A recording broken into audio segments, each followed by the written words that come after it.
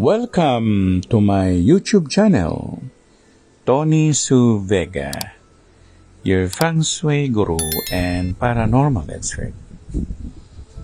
Daigdig ng mga panaginip, the dream world, glacier.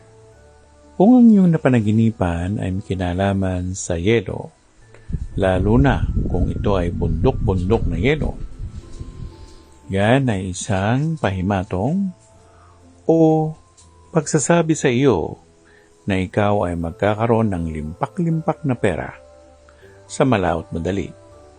Kung ang glacier naman ay nakita mo na nalulusaw at unti-unti na naging tubig siya, ang ibig sabihin niyan ay mananalo ka sa sugal.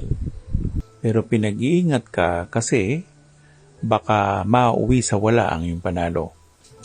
Kung nakapanaginip ka naman na ang yelo ay kinakain mo o may yelo sa baso halimbawa, ang ibig sabihin niyan, sa bawat salita mo, magkakaroon ka ng kabuhayan o magagamit mo ang iyong pagsasalita sa pagkakaroon ng pera.